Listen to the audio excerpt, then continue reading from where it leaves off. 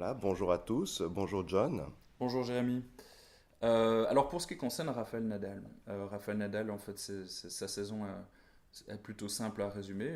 Très peu de matchs jusqu'à ce que la terre battue arrive au Blessé, calendrier. blessé à l'Open Ouais, d'Australie. blessé à l'Open d'Australie, il y a encore des blessures à Dubaï. Il a évité la tournée américaine et puis il refait surface sur terre battue. Il gagne tout, comme depuis presque 15 ans maintenant, et puis il gagne Roland Garros en prime, presque écœurant de facilité, même sans devoir bien jouer.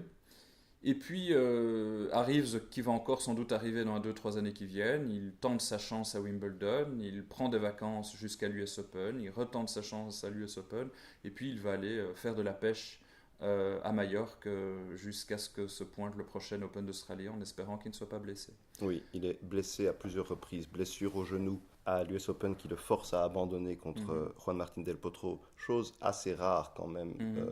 Nadal était le genre de personnage qui terminait ses matchs et cette année il a abandonné deux fois dans des matchs de Grand Chelem, et Mhm. contre Cilic à l'Open d'Australie et contre del Potro à l'US Open. Ensuite, soi-disant, Nadal était censé faire son retour à Paris-Bercy.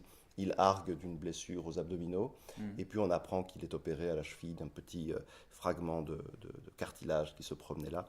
La question, en fait, vraiment pour Nadal, c'est va-t-il retenter sa chance dès l'Open d'Australie ou va-t-il attendre le Sunshine Swing de Indian Wells Miami ou va-t-il tout simplement camper et attendre le retour de la terre battue? Les infos le mettent à l'Australian Open, pour l'instant. En tout cas, le directeur du tournoi a dit que Nadal lui avait confirmé qu'il était en très bonne forme et qu'il comptait bien jouer. Mais cela n'empêche pas, on voit une forme de reconfiguration des calendriers du circuit, avec deux joueurs, Federer-Nadal, qui comprennent qu'ils ont les ressources pour briller 3 ou 4 mois par an et qu'ils ont à choisir le plus soigneusement possible les 3 ou 4 mois par an pendant lesquels ils peuvent briller. Cela dit, la stratégie de Federer, à mon avis, va devoir évoluer. Puisque qu'est-ce qui reste à Federer? Il reste le record de matchs absolu remporté, tout tournoi confondu, donc ATP 250, Grand Chelem, etc., Coupe Davis. Et il veut et il peut battre le record de Jimmy Connors. Il n'est qu'à 80 matchs environ de ce record. Or, il gagne environ 40-50 matchs par an. Or, il a tout à fait annoncé qu'il comptait jouer jusqu'aux Jeux Olympiques de Rio qui se tiendront à En l'été 2020, ouais. 2020. Donc, en principe, Roger Federer, quoi qu'il arrive, va encore jouer une année et demie. Ce record est donc possible, mais il est très probable qu'il va gagner de moins en moins de matchs. Et donc, ce que cela veut dire, c'est que sans doute, il va devoir reconfigurer son calendrier et jouer plus de tournois, puisqu'il va gagner moins de matchs. Pour Nadal, c'est un petit peu différent. Mhm. Nadal doit privilégier les gros tournois où ses dispositions physiques qui demeurent magnifiques quand il est à son meilleur lui permettraient même de briguer la première place mondiale, mais il ne peut pas faire des saisons à rallonge parce que lui, son problème, ce sont évidemment les blessures qui se répètent de plus en plus Mhm. eu égard au caractère extrêmement éreintant de son tennis, qui est un tennis de joueur de terre battue, donc qui signifie qu'il y a une grande dépense d'énergie dans les coups, mais il y a aussi des glissades et des étirements des membres inférieurs qui causent des blessures. Tout à fait, tout à fait. Donc on verra un peu ce que ça va donner l'année prochaine. Je crois que Roger Federer est un joueur orgueilleux.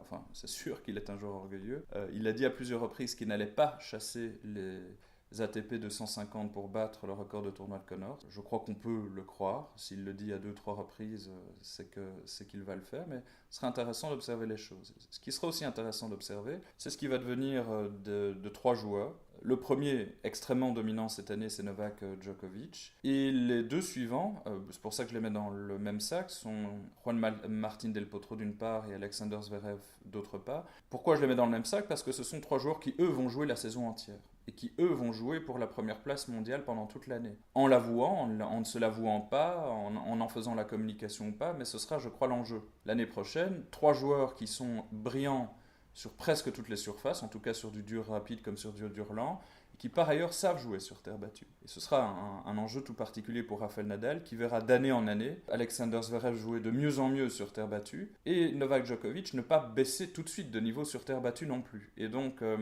pour Rafael Nadal, ce sera un enjeu. Et pour ces trois joueurs, ce seront bien sûr des enjeux importants. Alors, est-ce que Novak Djokovic va pouvoir garder le niveau de jeu qu'il a montré ces 6 derniers mois? Mon opinion est que oui, pendant un certain temps. Je crois qu'il va falloir, même ceux qui l'aiment moins, compter avec ce niveau-là pendant 1 an et demi, 2 ans. Je crois qu'il n'est pas du tout là pour rigoler ou faire de la figuration pour un retour éphémère. Cela dit, lui aussi, comme tu l'as bien dit, dépasse la trentaine. Et puis il va falloir voir ce que vont faire Juan Martín del Potro, qui lui aussi, cela dit, approche de la trentaine, et Alexander Zverev, qui je pense, dans les 2 années qui vont venir, va gagner, si pas des, en tout cas, un grand chelem, ça j'en suis convaincu. Oui, Zverev, comme tu l'as dit par ailleurs, John, lors de nos conversations, n'était pas brillant en grand chelem, mais on a bien vu lors du Masters, lorsque ses frappes Oui, oui. passent, il est redoutable et il a des dispositions tout à fait indiscutables. Del Potro, aussi un joueur qui a eu des problèmes de blessure, point d'interrogation quand même pour quelqu'un qui a un physique tellement massif. À mon avis, ça va devenir très compliqué pour lui Oui. de jouer les premiers rôles. Il a failli le faire cette année. Il a failli battre Nadal à Wimbledon. Il a battu Nadal à l'US Open, mais il a été ensuite balayé par Djokovic, qui a tout simplement toutes les armes qu'il faut pour battre Juan Martín del Potro, et qui ensuite a disparu du circuit pour cause de blessures. Je voulais juste ajouter un truc sur Juan Martín del Potro. Quand on parle des grandes qualités de Juan Martín del Potro, on parle de son service, on parle de sa relative rapidité de course compte tenu de son gabarit, on parle évidemment de son coup droit missile. Pour moi, ce n'est pas sa plus grande qualité. Pour moi, la plus grande qualité de Juan Martín del Potro, eh bien, c'est la même que le fabuleux Greg Rudzewski. Ce n'est pas sa brutalité, c'est au contraire son intelligence. Ce sont 2 joueurs qui ont l'incroyable talent de parvenir à exploiter 100% de la palette de jeux dont ils ont à leur disposition. Juan Martín del Potro est parvenu à rentrer dans le top 10 en ayant rien qu'un revers slicé de grande masse d'1,98 m pendant 1 an. Et il en faut du soin tactique, il en faut de la ténacité mentale, et il en faut de la ruse pour parvenir à faire ça. Et le cerveau de Juan Martín del Potro, ce n'est pas seulement un cerveau tactique, c'est surtout un grand tempérament d'acteur.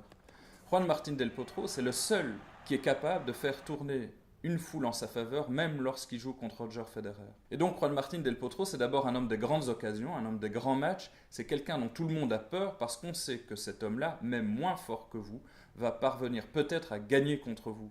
Pourquoi je parle de Juan Martín del Potro? Pour rappeler par la négative qu'Alexander Zverev a exactement le même jeu que Juan Martín del Potro en mieux. Il est plus grand, il est plus rapide, il a un meilleur revers, il a un meilleur coup droit, il est plus léger, il a même un meilleur service. Alors, imaginez ce que pourra donner un jour Alexander Zverev, le jour où il parviendra, et il y parviendra un jour, à maîtriser une foule, maîtriser son cerveau, maîtriser toutes les ruses tactiques du circuit. Ce sera très très peu arrêtable. Oui, et on l'a déjà vu, il a été sans pitié au Masters, vraiment. Oui, tout à fait. Alors, pour ce qui est de Del Potro, tu notes toutes ses qualités, et je suis d'accord avec toi, mais il faut dire aussi que c'est quand même quelqu'un il a du cœur, il a du courage. Ah oui. Il ne faut pas oublier qu'il a Ah remporté la Coupe Davis avec une fracture au pouce. Alors, John, des joueurs dont on aurait aimé pouvoir parler. Oui, Andy Murray, Stanislav Wawrinka, nous aurions aimé avoir toute une petite fiche consacrée à leur cas. Eh bien, il n'y en aura pas. Il n'y a pas vraiment eu de retour d'Andy Murray. Il n'y a eu un retour, je ne vais pas dire avorté, parce que l'homme continue à courir. Et c'est un petit buffle tenace que Stanislav Wawrinka. Mais enfin, il n'est certainement pas revenu au niveau qui était le sien avant sa blessure.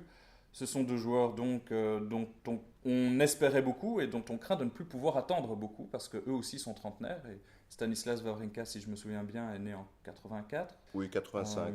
85, Oui. 84. Bon, dans les 2 cas, l'année prochaine, il aura soit 34 ans, soit 35 ans. Et je ne sais pas très bien ce qu'il pourra faire, compte tenu du fait qu'il a construit une bonne part de sa carrière sur sa ténacité physique. Voilà. Peut-être un petit mot ou un vrai mot sur les jeunes, parce que maintenant on peut parler des jeunes. Les next gen. Alors, qu'est-ce qu'ils ont à nous dire, les next-gen?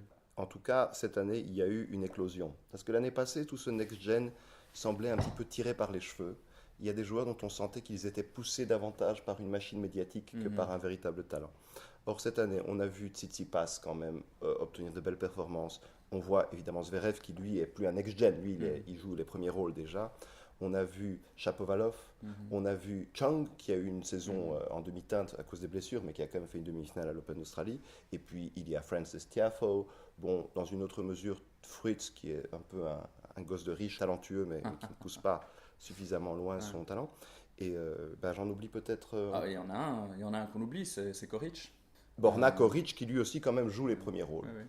Donc on a maintenant 2 joueurs, Zverev et Koric, qui jouent les premiers rôles et qui seront l'année prochaine dans le top 10, peut-être même dans le top 5, qui sait. deux joueurs extrêmement séduisants qui tôt ou tard entreront dans le top 10, qui sont Tsitsipas et Shapovalov. Moi, Shapovalov, à chaque fois que je le vois jouer, je frissonne parce qu'il y a toujours des fautes horribles, des manqués immanquables.